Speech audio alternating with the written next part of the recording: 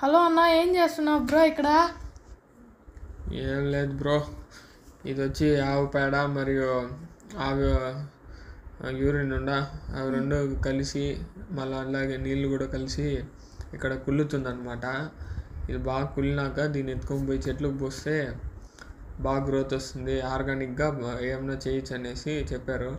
అందుకే మనం కూడా ఇంతవరకు ట్రై చేద్దాము. మన జామ చెట్టుకు పోదాం ఉన్నాం, రండి తీసుకొని పోయి పోసి ట్రై చేద్దాం.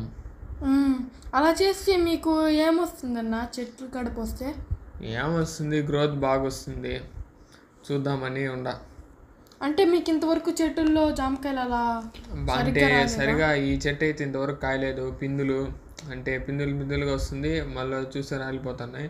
దీనికి ఫస్ట్ పోసి చూద్దాం, మళ్ళీ మన మామిడి చెట్లకి అన్నిటికీ పోసి ట్రై చేద్దాం. అంటే దీనికి పోసిన దానివల్ల దానికి తెలుస్తుందా?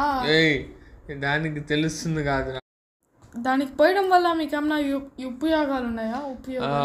ఉన్నాయి బాగా ఉపయోగాలు. ఏం లే, ఆర్గానిక్గా మనం చేయొచ్చు, ఏమి ఫర్టిలైజర్ అవన్నీ కొట్టకుండా ట్రై చేస్తున్నాము. అంతా చాలామంది నేను కూడా యూట్యూబ్లో చూస్తాను అనమాట. ఇప్పుడు ట్రై చేసి చూద్దాం, అన్నిటికీ ఇదే ఫాలో అయిపోదాం. ఈ మందులన్నీ కొట్టి వేస్ట్. సబ్స్క్రైబ్ చేసుకోండి గాయస్, రిజల్ట్ వీడియో కొన్ని రోజుల తర్వాత పెడతాము. బాయ్.